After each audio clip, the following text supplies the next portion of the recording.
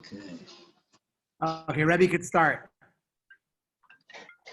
Howie, I did what you wanted me to do. I took care of it. Hi, Mosh. Okay. Thanks so much. Really appreciate it. Good. Okay, fellas, so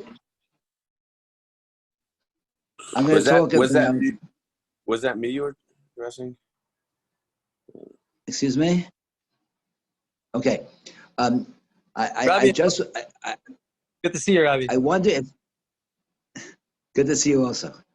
I just wonder, fellows, if you remember how I introduced the topic in the Vay.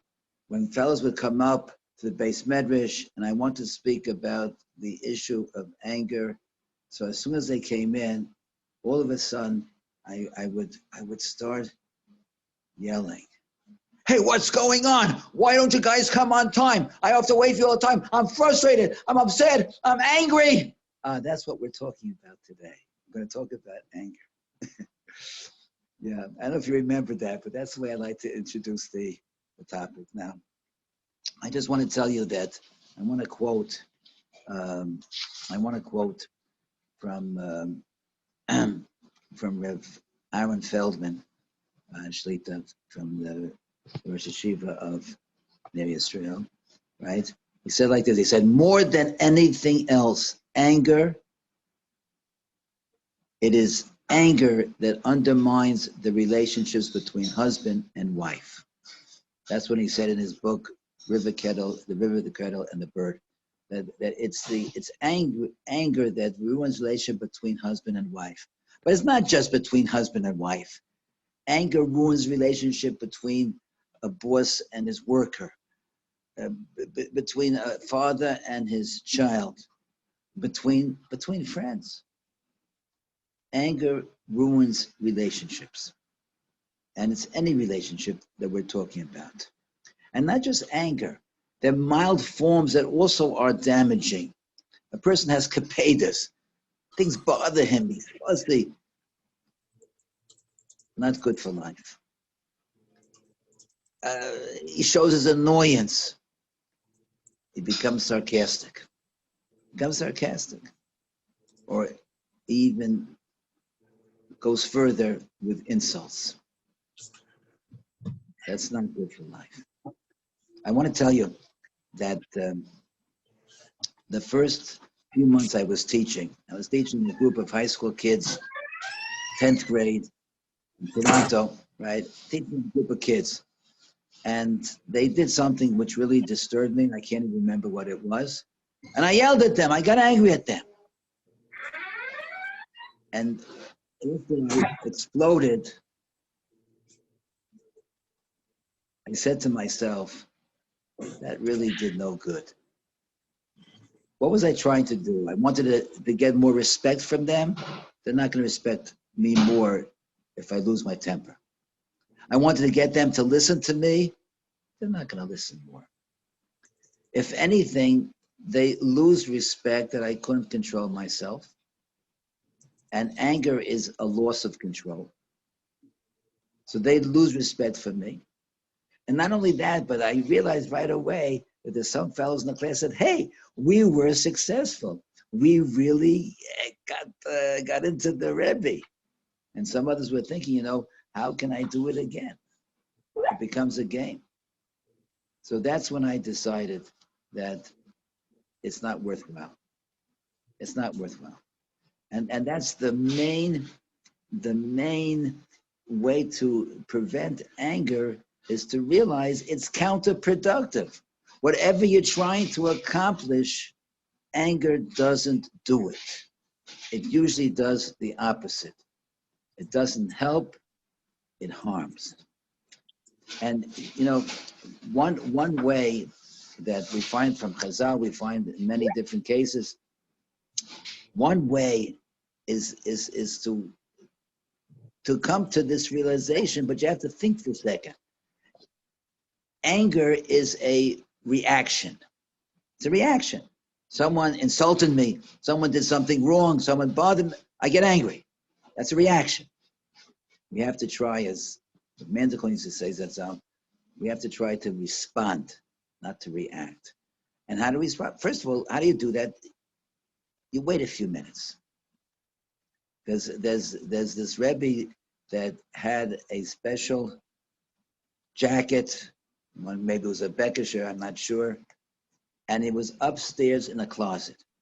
Whenever he felt really angry, he had to walk up the stairs, open the closet, take out the Bekisher or jacket, put it on, then go downstairs. Okay, now he's allowed to yell and to get really angry. But by that time, he's not going to yell. He's not getting angry. A version of it would be to count to 10. Count to 10. Push off the reaction, and you'll be able to make a response. That's how it works. That's how it works. And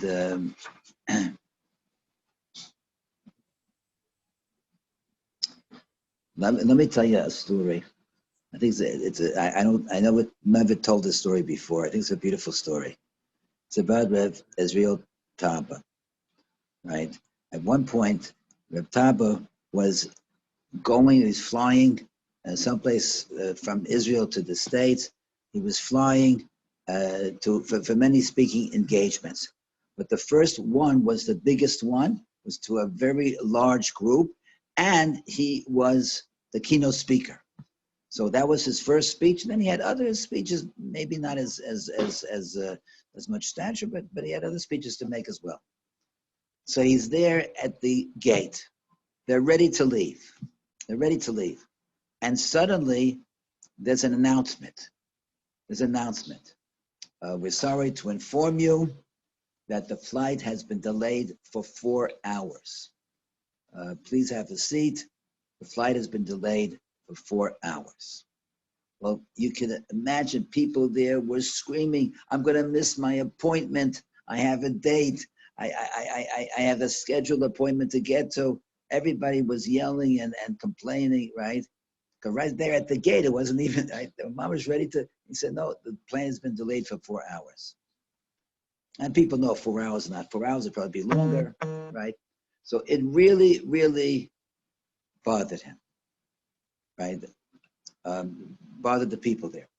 And here is Reb Israel Taba was sitting and he was reading a sefer. And he stopped for a moment and then went right back to reading the sefer.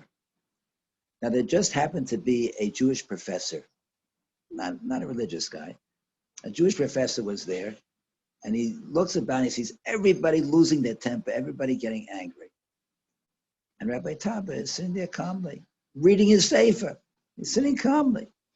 So his curiosity got the best of him. And he went up to Rabbi Taba and he asked him, he said, Rabbi, he said, why are you so quiet? And why are you so, calm? He said, did you have something? He said, are you missing something because of the delay? Rabbi Taba said, actually, I was the keynote speaker at a very large conference, a very large convention. I'm going for many speeches, but this was the most important one. This was the largest group, and I was giving the keynote speech, and I'm going to miss it. I'm going to miss the speech. So he said, so how can you be so calm?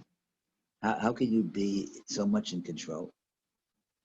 And he answered, I'm going to try to read it to you. He said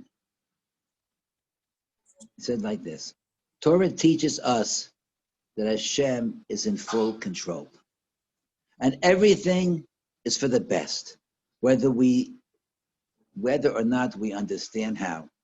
We don't understand what is happening is for the best. But Hashem is in control. And therefore we know ultimately, maybe not now, but ultimately it's for the best. We don't understand it, but it's for the best. And this 4-hour delay was caused by Hashem, right? So there's no reason to be upset. There's no reason to be upset. That's what he told the professor. And the professor smiled.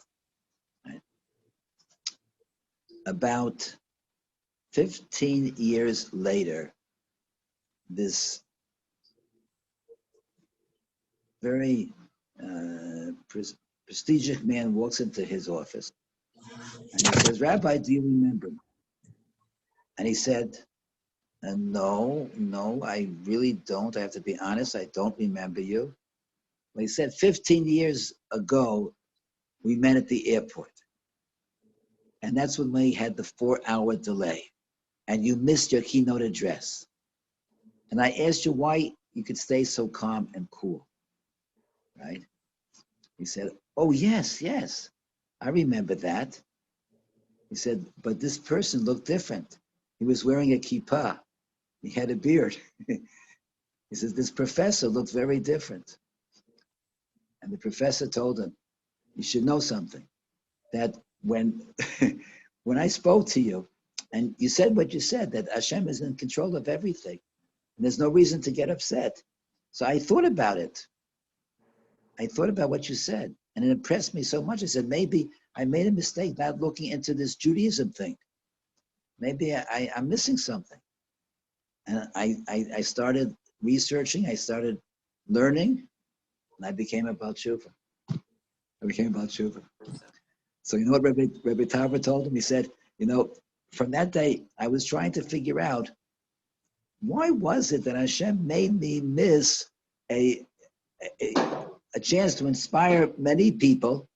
Why did Hashem make me miss the opportunity to inspire many people? And I couldn't figure out why. Now I know why. To help bring a fellow Jew back to the fold. That's why I missed. That's why I missed the keynote address. And that really is the greatest answer.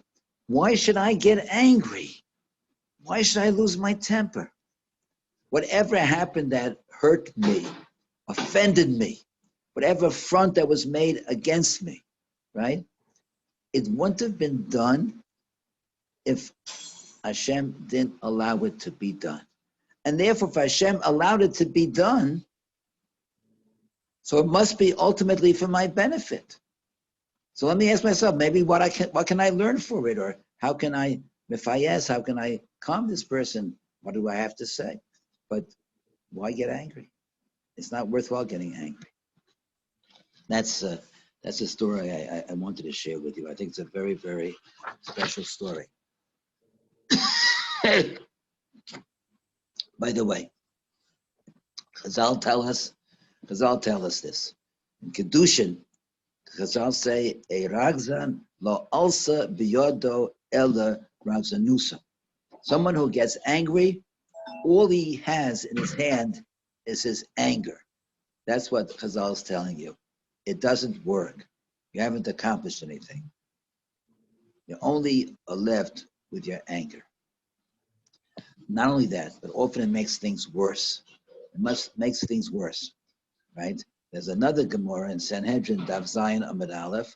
The Gemara says, "Tigra dame the bidka damaya kiven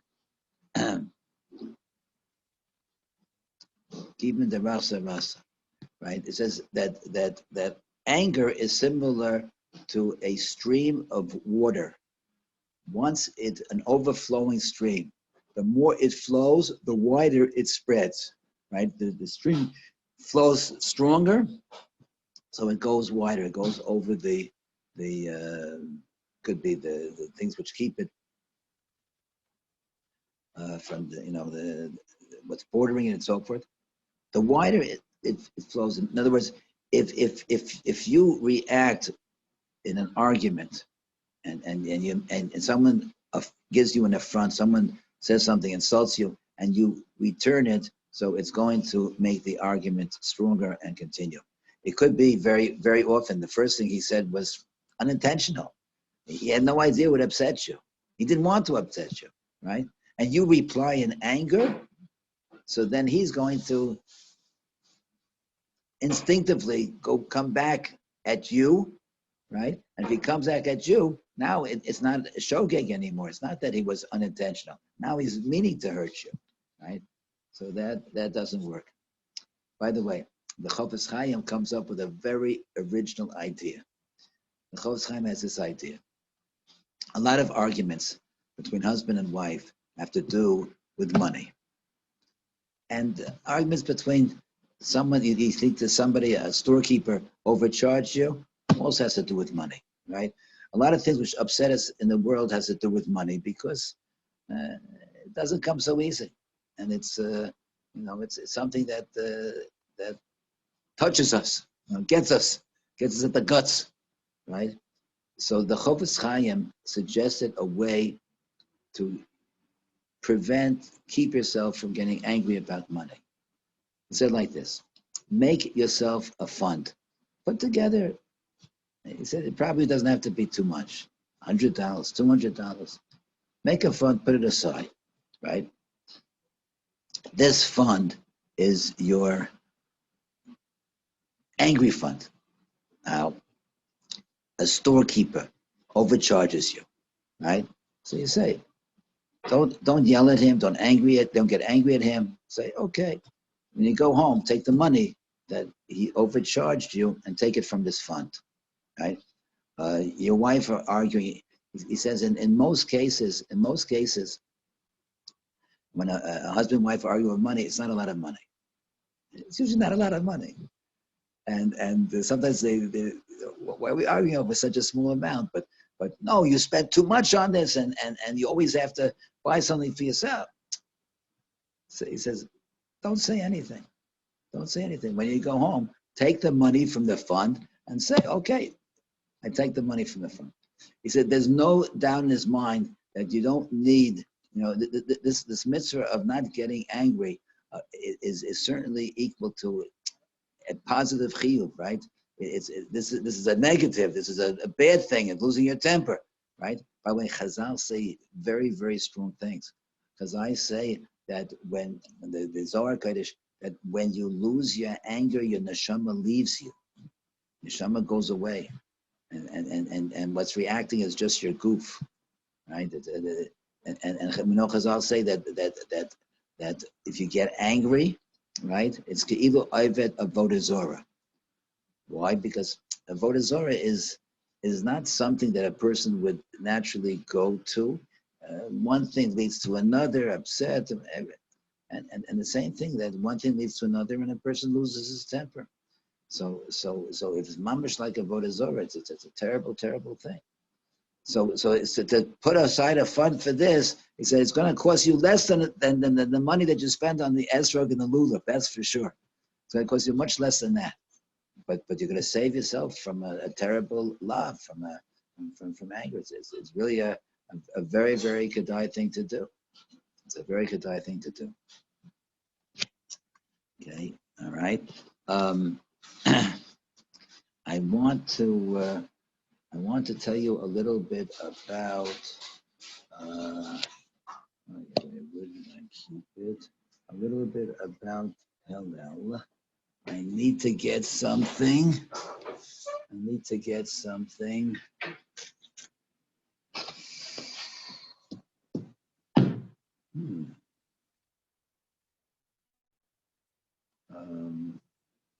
One second. I'm going to take you on a walk around my home to find something I need. I thought I had it with me. Here it is. This is a very, very good book. It's what I mentioned before, The River, the Kettle, and the Bird by Rav Aaron Feldman. So he quotes a Gemara that maybe if you may well be familiar with, but it's good because you'll see some very interesting things from the Gemara. Okay, Hillel HaZaken, right? He was known to be a person very much in control of himself. So two men made a bet, a wager. They said that whoever can get Hillel angry gets 400 sous. That's a lot of money. So the idea was to get Hillel angry. So how do you do that, right? So this fellow had, really thought. I mean, the Gemara is presenting his whole argument, but he really thought about it, and he came up with some very good ideas. So he waited till Erev Shabbos, right? First of all, that's a time when people, don't have patience because they're trying quickly to prepare for Shabbos. And when Hillel was taking a shower, a bath, he was washing his hair. His hair was wet, right? And then he came and yelled down, "Who here is called Hillel? Who here is called Hillel?" So first of all, he's being demeaning. He's who's called Hillel? Hillel was known to the whole world knew who Hillel was, right? So Hillel wrapped himself in his cloak and went out to him. My son, Hillel said, "What is it that you want?" "I have a question to ask," the man began. "Ask, my son, ask," Hillel responded. "Why is it that the heads of the Babylonians are round?" So he asked him a question, Erev Shabbos, right? Not on Torah, not in intellectual question, like a foolish question. "You have asked a very important question," Hillel answered, "because they do not have alert midwives. It has to do with their birth, the heads are round." Okay. Hillel went back in, got into his shower again. The man waited a short while, and then he yelled out again, "Who here is called Hillel? Who here is called Hillel?" So he wrapped himself, came out again. "My son," he says, "what is it that you wish? How can I help you?" He said, "I have a question to ask." "Ask, my son. Why are the eyes of the Talmudians weak?" Hillel answered, "You have asked a very important question, because they live among sand dunes." Okay. The man went away, waited a short while, and again, keeps on coming. "Who is called Hillel? Who is called Hillel?" So he put himself in a cloak, came out. "My son, what is your wish?" "I have a question to ask." "Ask, my son. Why are the feet of the Africans broad?"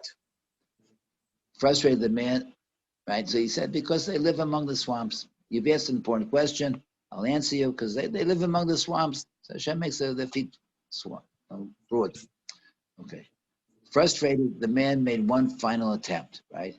He said, "I have many questions to ask, but I'm afraid you'll get angry," right? Which is like telling him, you really have reason to get angry. There's like, you have reason to get angry.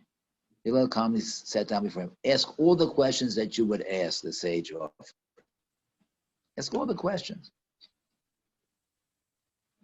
He said, in desperation, the man asked, "Are you Hillel, who was called leader of the Jewish people?" Hillel said, "Yes." "If you are he, then may there be no more like you in Israel. There should be anyone like you." All right, so now, first of all, he builds him up, and he builds him up. You're the leader, yeah? So I'm going to say something that I shouldn't say for sure, I shouldn't say to anyone, but much more so, I shouldn't say it to a leader. He says, there shouldn't be anyone more like you. Who wants you? All right? Hillel did not get angry. "Why, my son? Why?" Right? "Because I have lost 400 zoos through you. I lost 400 zoos." "Control yourself," said Hillel, concluding the exchange. Hillel said, "Control yourself. It is better that you lose twice 400 zoos through Hillel than Hillel get angry." He understood what was happening. He said, it's better that you should lose your 400 zoos, but that I shouldn't get angry. And that's a famous Gemara and Chazal telling us that when we are in our weakest, it's at Erev Shabbos, everybody's busy, I'm in the middle of a shower, my hair is wet, right? And that's the test, right? So when we're with our wives at a difficult point, but by the way, Erev Shabbos is the most difficult time.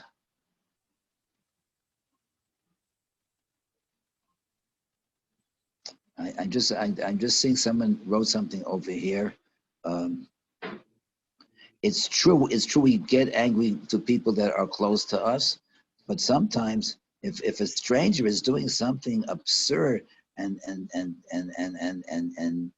annoying, and yeah, so people other than Hillel, I think, would get angry at him. I wouldn't be put to. I wouldn't want to be put to such a state, to such a an experience, a trial. I wouldn't want to put. Okay, true. He was talking the gadol door, but in a way that also gives him more reason. He doesn't have time for such.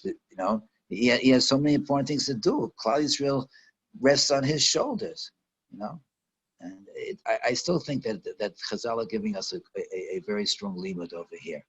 But I agree with you. Anger is one of the most difficult things that we have to overcome.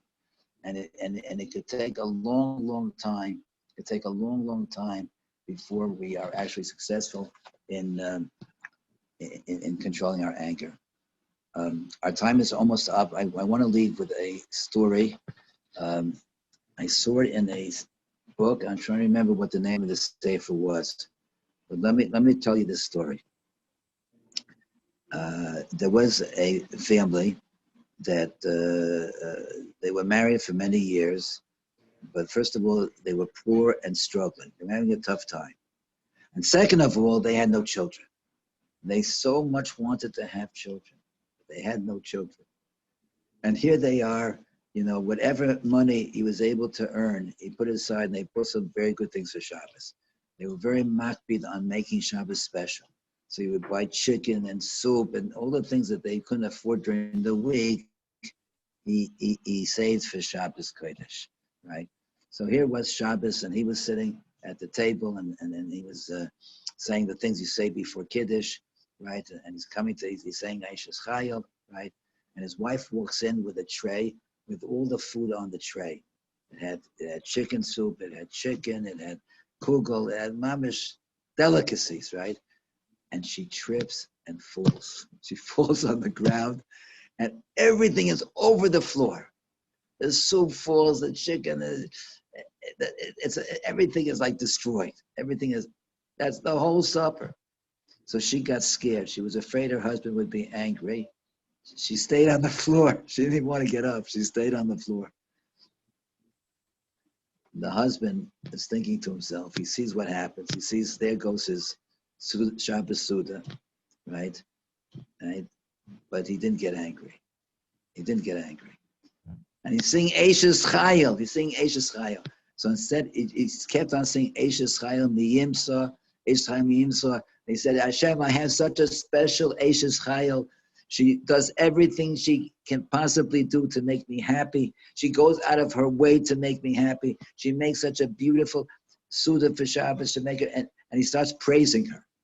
He starts putting into words into the Eishes Chayil about his wife and praising her, and she has tears in her eyes, and he's mamish praising her, and he says she's such a wonderful person, and Hashem, all she wants is to have a child. All she wants is to have a child, and she'll make that child so happy. She'll be such a good mother to the child. Please, Hashem, let her have a child.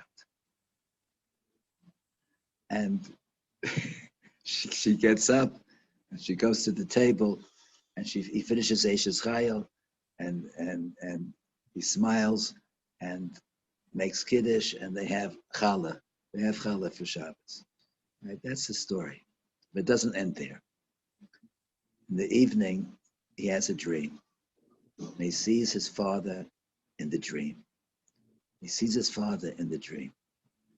his father is telling him, he said, son, you have no idea. He said, that Eishes Chayil, that penetrated the Shemayim.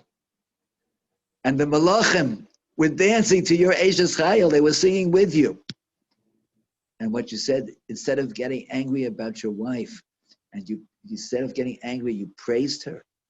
He said, I want to tell you something, son. You have no idea what you accomplished. He said, the Gezerah was that you were not to have children. But the fact that you held in your anger, you didn't get angry. On the contrary, you praised your wife. You made her feel good. He said, you are going to be blessed with children. And it was. Eventually, they had 8 children. And that's That's a beautiful story, right? By the way, we know that when you hold yourself back from something and it's very, very hard, right? Very often HaKadosh Baruch Hu, gives you something that you want very much.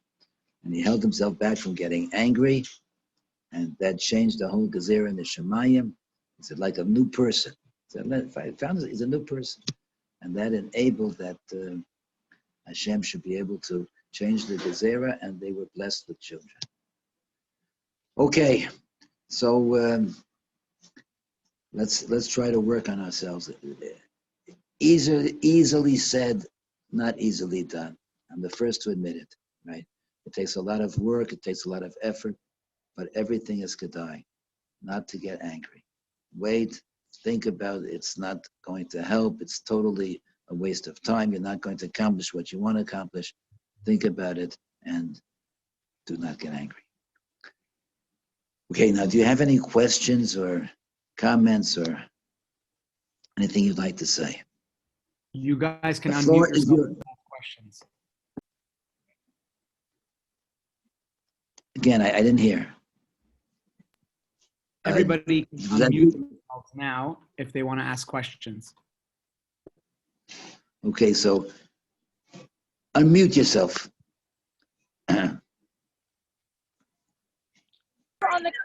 What if I'm angry?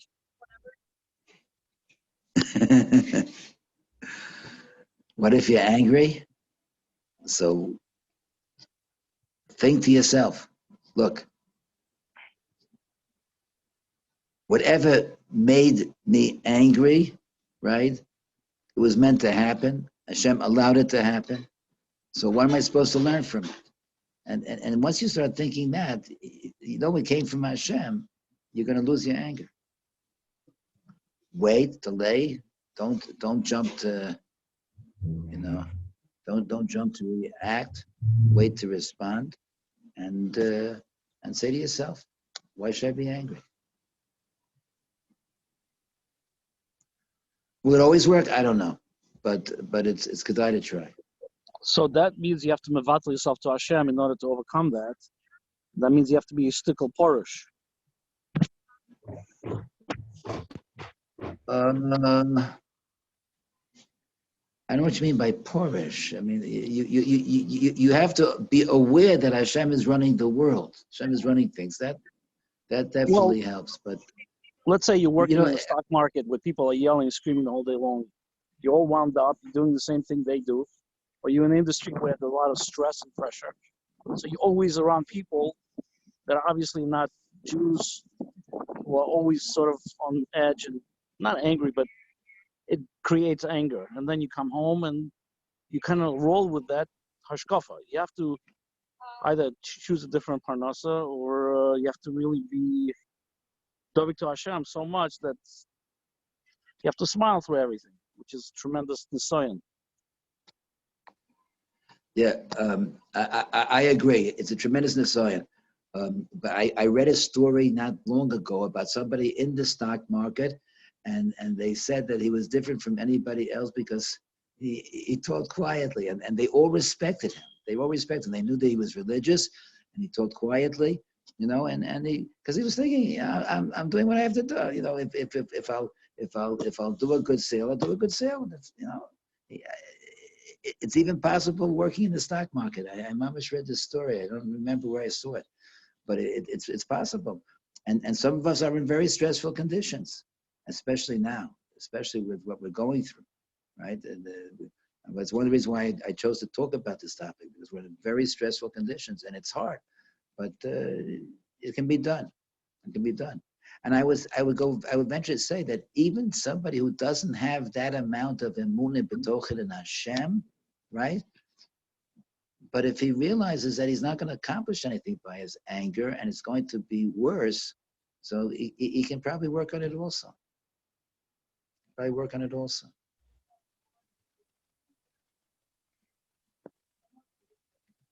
Yeah. Okay. Am I any other questions? Good, Rabbi. I wanted to ask, is feeling anger the feeling of feeling anger, is that Ge'ilu like serving avodah zarah in itself, or acting upon the anger? Is acting upon the anger, is that the actual, what's it called? Is that the actual like avera? It's a good question, Evgeny. I would say that even they're talking about the midah, they're talking about the feeling of anger itself. Of course, it would, you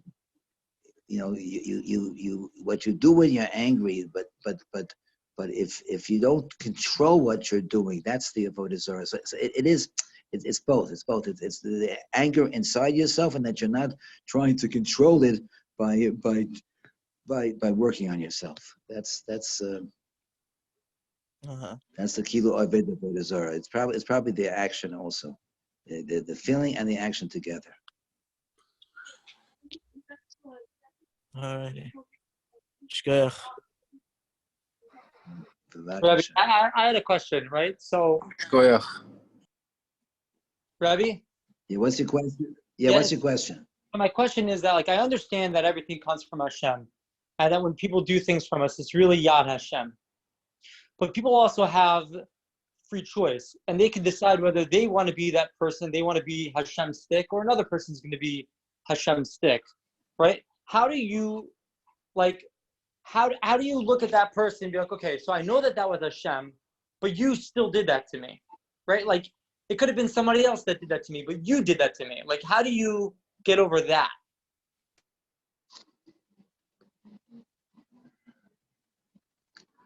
The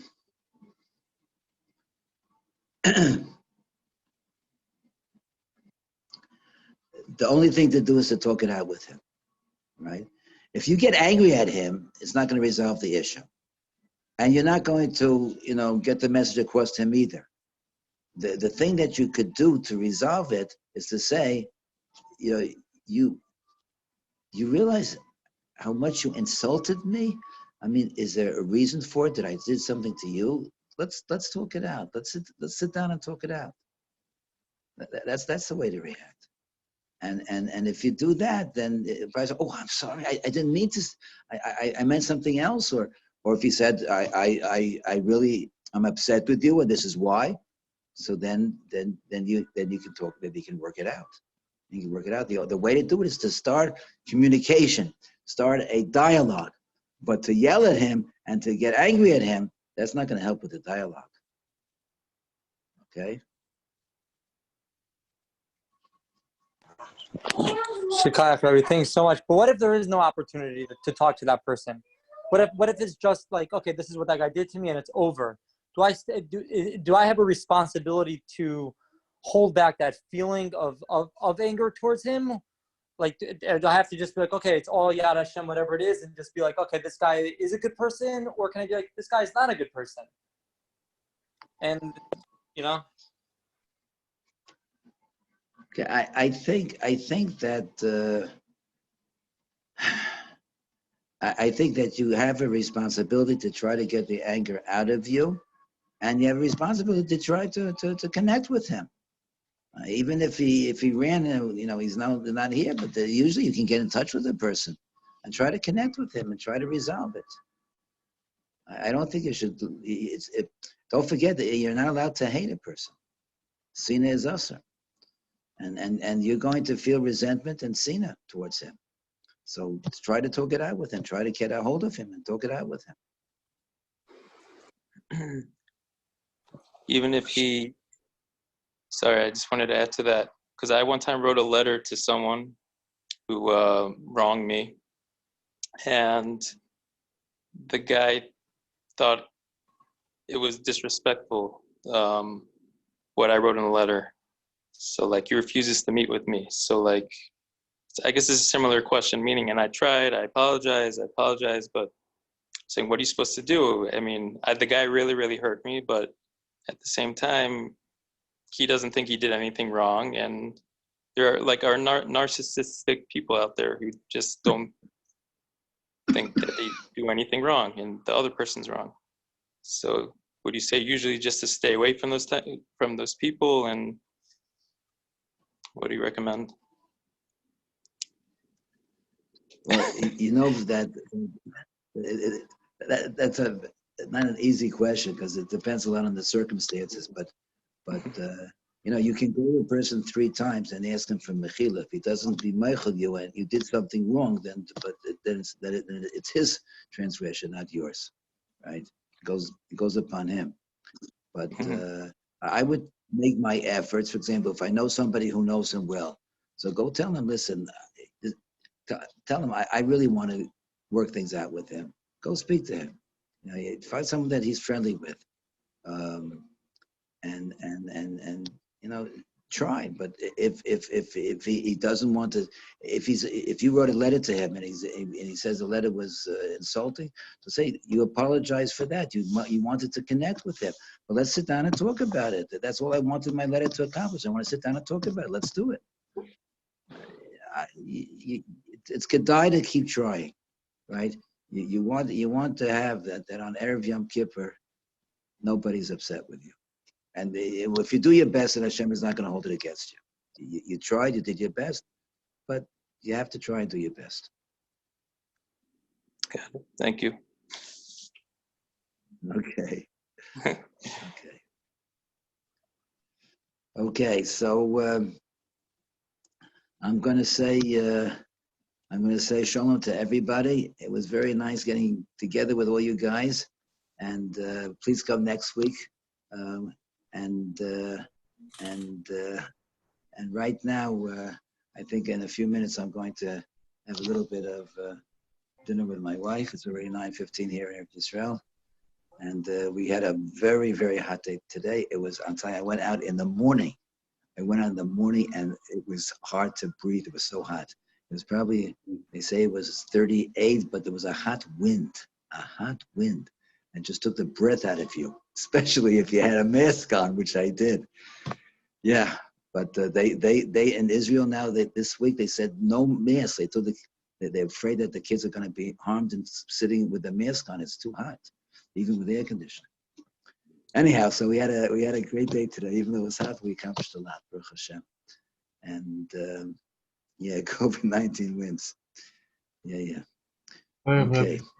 Is there Good night. Have a good night. they open the shuls over there in Israel? They're talking about doing it. They haven't done it yet. They're still. See, in a way, I'm not so anxious because they're not going to allow me to go to shul even if they open it. So I'm just they're still davening outside my window, which I'm very happy and appreciative of. David Feda, how do you get such interesting background? Either it's a fire burning for Lag BaOmer, or you have the base of Mikdash. My, amazing. It's kedai just to do this, just to see what you have. Oh, now we're in the ocean. Rebbe, I'm just trying to keep it interesting. You're very successful. Well, at least it's something. My wife might disagree. Rebbe, I asked the Shaila in the chat. I wanted to just know, it's a very important question. If Hashem blesses you to come with a really good zinger when you're really upset, and you're not supposed to respond when you're angry, you may lose out on that God-given response. And it's like Baal Tashkas. Hashem gave you such a good answer to give to somebody when you're upset at them. How can you wait till you're calm? You may forget about that good zinger.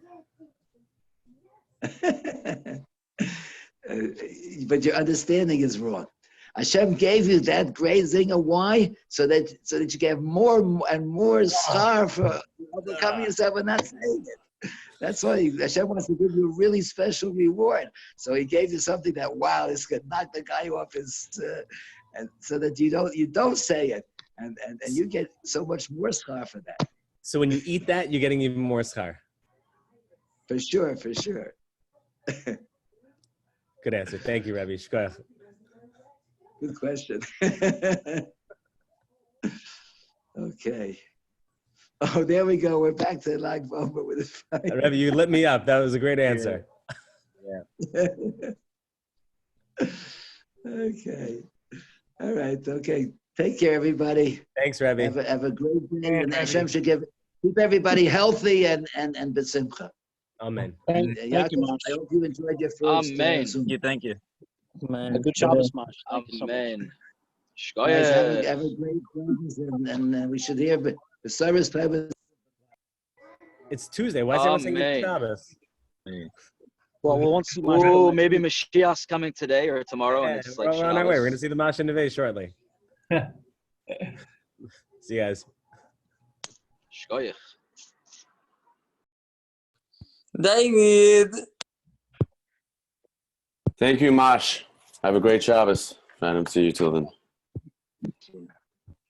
Okay, I'm going off. I'm going off. Here we go. I'm off. That's why we had football leagues in the Bayis to get all that anger out.